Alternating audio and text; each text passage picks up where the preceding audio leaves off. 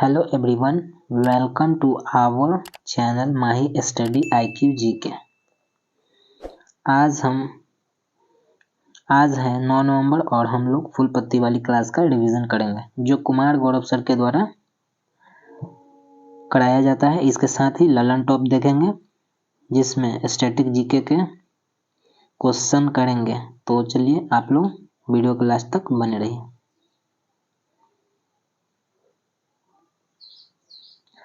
पहला प्रश्न है, हाल ही में T20 सैयद मुश्ताक अली ट्रॉफी किसने जीती? सही जवाब है पंजाब। सैयद मुश्ताक अली ट्रॉफी क्रिकेट से संबंधित है जिसका आयोजन मोहाली पंजाब में किया जा रहा है। फाइनल मैच पंजाब और बड़ोदरा में हुआ जिसको पंजाब पहली बार जीता है। फर्स्ट सैयद मुश्ताक अली ट्रॉफी का आयोजन 2006-07 में हुआ था जिसके विजेता तमिलनाडु था। ललन टॉप बातें देखते हैं। हाल ही में रणजी ट्रॉफी सौराष्ट्र के द्वारा जीता गया। दिलीप ट्रॉफी दक्षिण जीता। संतोष ट्रॉफी का संबंध फुटबॉल से है जिसका आयोजन सऊदी अरब के रियाद में हुआ है। संतोष ट्रॉफी के विजेता कर्नाटक।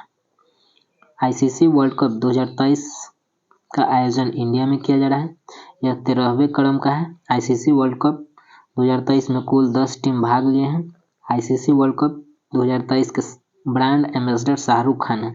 इसके वैश्विक राजदूत सचिन तेंदुलकर को बनाया गया है। वैश्विक राजदूत सचिन तेंदुलकर है और इसका थीम सॉन्ग है दिल जश्न बोले। आगे देखते हैं। हाल ही में किस देश के प्रधानमंत्री एंटोनियो कोस्टा ने भ्रष्टाचार के आरोप में इस्तीफा दिया है? सही जवाब है पुर्तगाल। भ्रष्टाचार के आरोप के कारण पुर्तगाल के पीएम एंटोनियो कोस्टा ने इस्तीफा दे दिया है। पुर्तगाल यूरोप महाद्वीप में पड़ता है जिसकी राजधानी लिस्बन है। पुर्तगाल और स्वीडन आइबेरियन द्वीप पर स्थित है। पुर्तगाल और स्वीडन आइबेरियन द्वीप पे स्थित है। ललन टॉप देख लेते हैं। एंटोनियो गुटेरेस पुर्तगाल के हैं। एंटोनियो गुटेरेस पुर्तगाल के हैं जो यूएनओ के महासचिव हैं। क्रिस्टोफर लक्सन न्यूजीलैंड के नए पीएम बने हैं।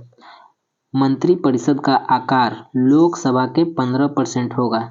यह 91वां संविधान संशोधन 2003 के द्वारा प्रतिपादित किया गया। बिना संसद का सदस्य बने कोई व्यक्ति 6 माह तक मंत्री रह सकता है। आगे तीसरा नंबर क्वेश्चन देखते हैं। केंद्र सरकार किसके साथ पहला रेल लिंक कोकड़ाझाड़ गैलेफू प्रारंभ करेगा? सही जवाब है भूटान। भूटान की राजधानी है थिम्पू। भूटान के 5वें सम्राट नामग्याल वांगचुक हैं जो हाल ही में असम के दौरा पे आए हुए हैं। कोकड़ाझाड़ असम में पड़ता है और गुलेफू भूटान में पड़ता है। इस रेल लिंक परियोजना की कुल लंबाई 58 किलोमीटर है। भूटान से 4 भारतीय राज्य सटे हुए हैं: पश्चिम बंगाल, सिक्किम, असम, अरुणाचल प्रदेश। डोकलाम विवाद 3 देश के बीच है। मुख्यतः 3 देश के बीच के क्षेत्र में डोकलाम स्थल पड़ता है। यह है इंडिया, चीन, भूटान। ललन टॉप बातें देख लेते हैं। मैत्री पाइपलाइन इंडिया बांग्लादेश के बीच कुल 131 किलोमीटर शुरू किया गया। नमो Bharat train regional rapid transit system है जो दिल्ली से गाजियाबाद के बीच चलाया गया है। इसकी स्पीड 180 किलोमीटर पर घंटे की होगी। आगे देखते हैं हम चौथा नंबर क्वेश्चन। हाल ही में किस राज्य के जिम्मेदार पर्यटन मिशन को ग्लोबल रिस्पॉन्सिबल टूरिज्म अवार्ड 2023 मिला? सही जवाब है Kerala. Global responsible tourism award Kerala को मिला है। संयुक्त रूप से केरल और एस्वातिनी देश को मिला है। एस्वातिनी देश अफ्रीका महाद्वीप में है। ये जो ग्लोबल रिस्पॉन्सिबल टूरिज्म अवार्ड मिला है इससे 25,000 परिवार को लाभ मिलेगा। एस्वातिनी देश का पुराना नाम स्वाजीलैंड था, जो अफ्रीका देश के अंतर्गत पड़ता है। दक्षिण अफ्रीका देश के अंदर देश दो हैं, कौन कौन है? लिसोथो और एस्वातिनी। ललन टॉप देखते हैं। WNTO द्वारा सर्वश्रेष्ठ गांव धोरेरा गांव गुजरात को घोषित किया गया। Ramon Magsaysay award doctor Ravi Kannan को मिला। डॉक्टर रवि कन्नर ऑन्कोलॉजिस्ट हैं, ये फर्स्ट भारतीय है जिनको रैमन मैग्सेसे अवार्ड मिला है। फर्स्ट ऑन्कोलॉजिस्ट है, ये फर्स्ट ऑन्कोलॉजिस्ट है जिनको रैमन मैग्सेसे अवार्ड मिला है। साहित्य का नोबेल 2023 जॉन फोसे को मिला है। 53वां दादा साहेब फाल्के पुरस्कार वहीदा रहमान को मिला। आगे देखते हैं। वैश्विक बौद्धिक संपदा संकेत रिपोर्ट 2022 के अनुसार सर्वाधिक पेटेंट आवेदन करने वाला देश कौन सा है? सही जवाब है चीन। सर्वाधिक पेटेंट आवेदन करने वाला देश में के फर्स्ट स्थान पे चीन है, सेकंड पे USA है और थर्ड पे जापान है। WIPO वैश्विक बौद्धिक संपदा संगठन की स्थापना 1967 में हुआ, जिसका मुख्यालय जेनेवा है। इसके कुल 193 देश सदस्य हैं। इसके हेड है डेरेन टंग इसके हेड है। ललन टॉप के बारे में देख लेते हैं। चुड़पी को GI टैग मिला। चुड़पी याक का पनीर है जो अरुणाचल प्रदेश से संबंधित है। बसोहली पेंटिंग को हाल ही में GI टैग प्रदान किया गया है जो जम्मू कश्मीर से संबंधित है। उस्ता कला GI टैग राजस्थान के ऊंट पर चित्रकारी किया जाता है, उसको GI टैग दिया गया है। काला जीरा चावल को GI टैग प्रदान किया गया जो उड़ीसा के से संबंधित है। अब हम प्रमुख GI टैग के बारे में देख लेते हैं। GI टैग की स्थापना 1999 के एक्ट के तहत हुआ और यह 2003 में पारित हुआ। GI टैग को वाणिज्य और उद्योग मंत्रालय द्वारा प्रदान किया जाता है। फर्स्ट GI टैग दार्जिलिंग चाय को मिला। दार्जिलिंग चाय पश्चिम बंगाल से है। सुंदरजा आम मध्य प्रदेश का GI टैग है। कम्बम अंगूर तमिलनाडु का GI टैग है। हथरस के हींग उत्तर प्रदेश का GI टैग है। काजू गोवा का GI टैग है। अगला प्रश्न है, छठा प्रश्न देखते हैं हम। हाल ही में चर्चा में रहे मोवेमेंटू डू 23 मार्च M23 विद्रोहियों का संबंध किससे है?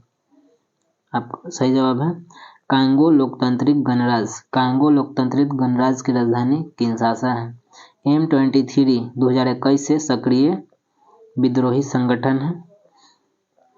इसके कारण अभी तक लगभग 69 लाख लोग विस्थापित हो चुके हैं। भूमध्य रेखा को 2 बार कांगो नदी काटती है। ललन टॉप बातें देख लेते हैं।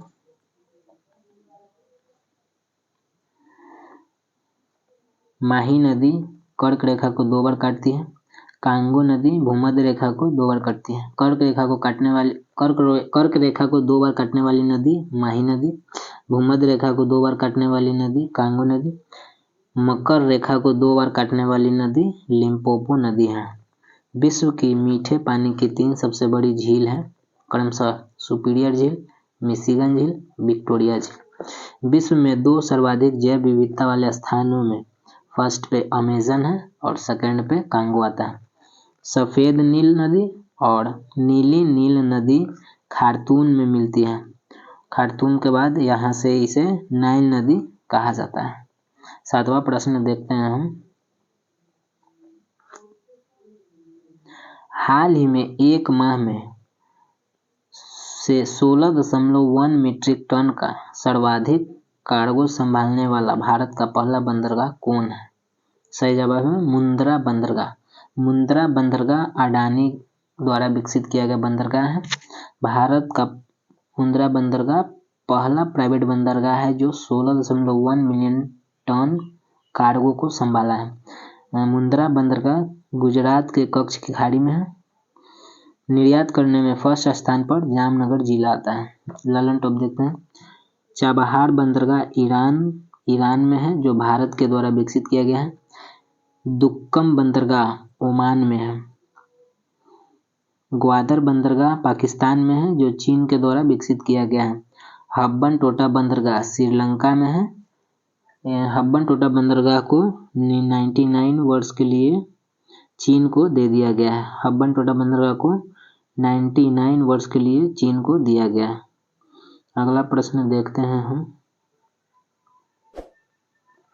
हाल ही में जनजाति कला प्रदर्शनी मूक वार्तालाप हाशिए से केंद्र तक का आयोजन कहाँ हुआ? सही जवाब है नई दिल्ली। इसके आयोजनकर्ता है राष्ट्रीय बाघ संरक्षण, पर्यावरण मंत्रालय और सांकला फाउंडेशन द्वारा। इसकी शुरुआत राष्ट्रपति के द्वारा किया गया है। वर्तमान राष्ट्रपति द्रौपदी मुर्मू है। अब हम ललन टॉप के बारे में देख लेते हैं। टोडा जनजाति तमिलनाडु नीलगिरी के पहाड़ी में रहती है। गुर्जर बकड़ावाल जनजाति जम्मू कश्मीर में रहती है। सहरिया और कठोरी जनजाति राजस्थान में रहती है। भूटिया और लेप्चा जनजाति सिक्किम में रहती है। भूटिया और लेप्चा जनजाति सिक्किम में रहती है। बुशमैन जनजाति काला हाड़ी मरुस्थल बोत्सवाना में रहती है। गारो खासी जयंतिया जनजाति मेघालय में रहती है। मैती और कुकी जनजाति मणिपुर में रहती है। वर्तमान में मैती कुकी संघर्ष चल रहा था कुछ दिन पहले मणिपुर में। 9वां प्रश्न देखते हैं हम। हाल ही में रेडियोग्राफी दिवस 2023 कब मनाया गया है? सही जवाब है 8 नवंबर। रेडियोग्राफी दिवस पहली बार 2012 में मनाया गया है। 8 नवंबर 1895 में एक्सरे की खोज रोएंटगेन के द्वारा किया गया है। इसी के उपलक्ष्य में रेडियोग्राफी दिवस मनाया जाता है। एक्सरे की खोज के लिए रोएंटगेन को 1901 ईस्वी में भौतिकी का फर्स्ट नोबेल पुरस्कार मिला था। इसका थीम है रोगी सुरक्षा का जश्न मनाना। ललन टॉप बातें देख लेते हैं। वर्ल्ड वीगन डे 1 नवंबर को मनाया जाता है। वर्ल्ड लीगल सर्विस डे 9 नवंबर को मनाया जाता है। वर्ल्ड डायबिटीज डे 14 नवंबर को मनाया जाता है। नेशनल कॉन्स्टिट्यूशन डे और नेशनल मिल्क डे 26 नवंबर को मनाया जाता है।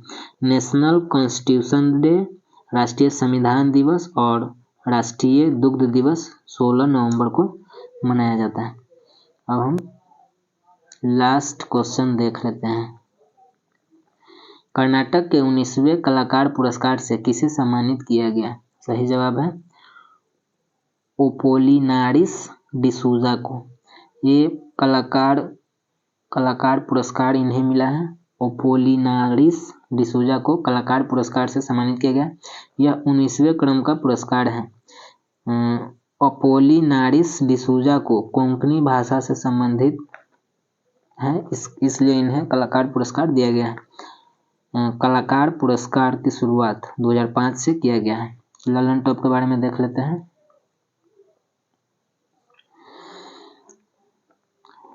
– 2023 का Norman Borlaug award Swati Nair को मिला।